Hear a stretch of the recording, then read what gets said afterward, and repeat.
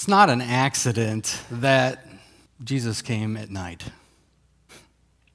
It's not an accident that God descended to earth in the middle of darkness.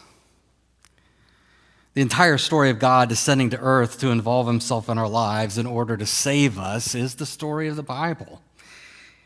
In fact, God baked this into the creation account.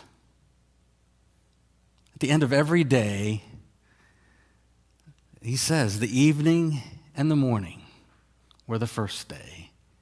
The evening and the morning were the second day, and so on. First the night, then the morning. And God gave his great promises to Abraham in the middle of the night. He gave the same promise to his grandson Jacob in the middle of the night. God rescued his people out of Egypt in the middle of the night. And now God descends from heaven to save his people from their sin in the middle of the night. That first night, God is laying in a manger. And when that baby shows up in that manger, God has been silent for 400 years or more. And for some, God has gone missing. God hasn't been talking. There's 400 years of silence and 400 years of darkness. And now there's a baby. And in that 400 years, there's been watching. There's been waiting for the promise to come. And that was the first Advent. And in the silence, when God speaks, it is simply the cry of a baby. There is darkness, but now there is the joy of birth. So God has come. God has come like he always does into the darkness. It's not an accident that Jesus comes into the darkness like this, because he's coming for the darkness. Darkness is the human condition, a world without hope. It was certainly true that on that first Advent, it was dark. And it's dark here this evening. In fact, that's what makes the Advent season meaningful. Advent allows us not to ignore the darkness. Advent allows us not to ignore the brokenness, the mess that we find ourselves in, the brokenness of the world. Advent meets us where we are in the darkness. And the church throughout history has observed Advent leading up to Christmas. And I think for most of us, along the way, it has simply come to mean that's kind of anticipating Christmas Day. And there is some of this. But Advent is more than this. Advent is watching and waiting for the second Advent. That's what we're doing in this Christmas time. Watching and waiting for the return. The return. That means then, as we wait and as we watch, we're here. We're here in what we call the already and not yet. Christ's kingdom has already come, but the fullness of it, no, it has not. And we know that every day because we live in the brokenness. We live in the mess. How many of you turn off the radio during this season when that Andy Williams tune comes on? It's the most wonderful time, right? There's a new commercial with Verizon where someone takes a hammer to a phone that is playing that song. And they're trying to get you to buy a phone. But I also happen to think that the people that made the commercial are actually saying something, actually giving us and expressing what they feel about that song. Because you and I both know that there are oftentimes, whatever season of life, it is not the most wonderful time in the world. There are things to celebrate. There are things to be happy about. There is a sense of wonder at Christmas. But when we're in Advent, there is no getting around the fact that we all find ourselves in some sort of disappointment, some sort of distress. The world is messy. The world is dark. And this darkness isn't just the darkness at night. This is the darkness that comes to us in the middle of the night that is deep. It is something that we can't control. It is something that feels overwhelming. It is something that feels like it is never going to end.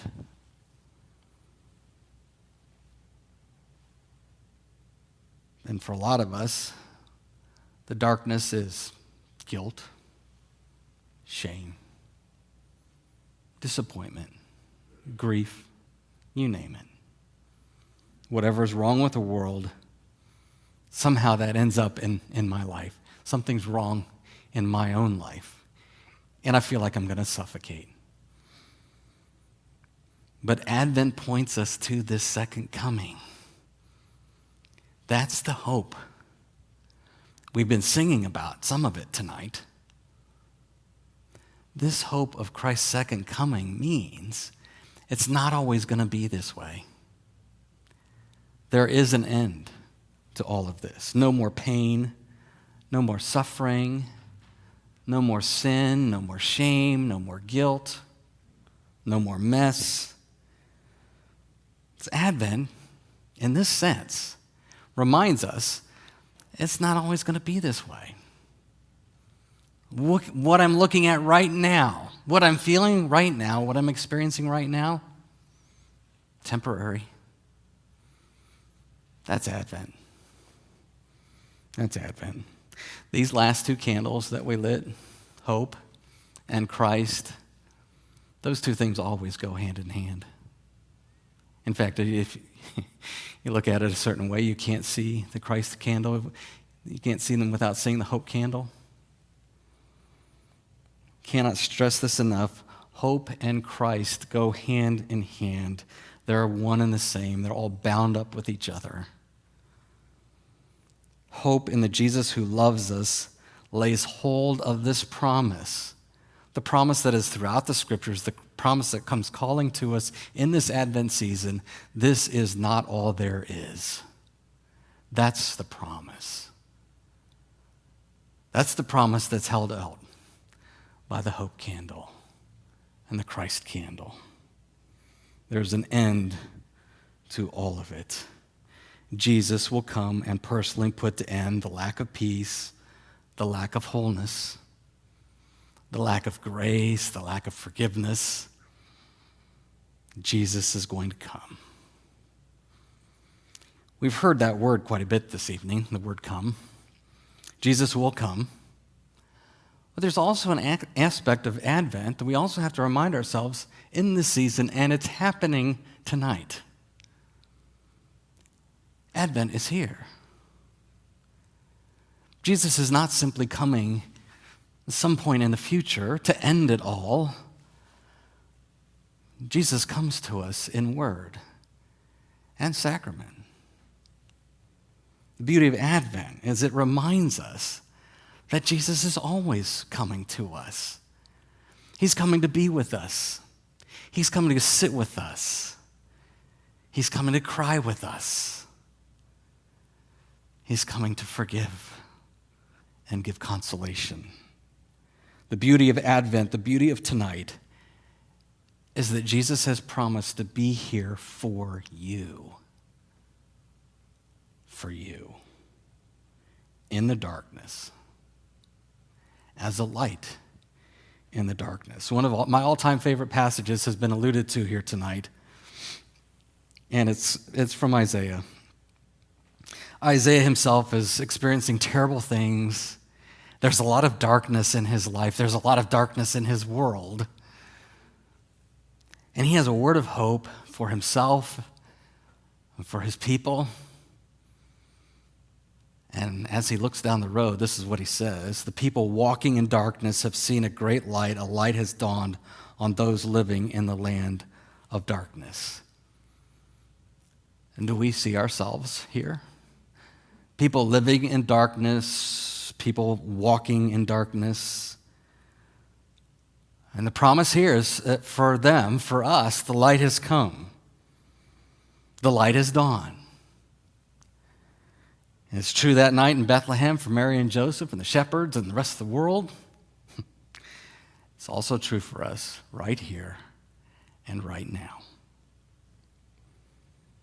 Advent is year-round. Where there is darkness, wherever there is darkness, Jesus the light comes. He comes for you, and he comes to be with you.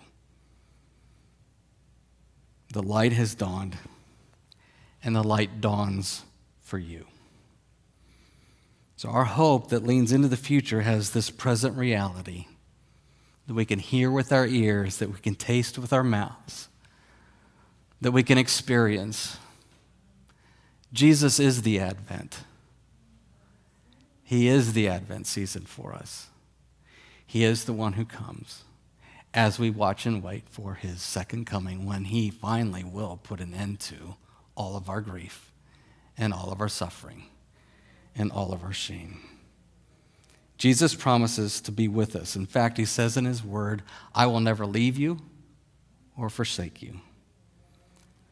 So, this is Jesus and his hope for our Advent season. Christmas is not the most wonderful time in the world, and it's okay to say that. But Christmas is also the most wonderful time of the year, because that's where we're reminded of our hope.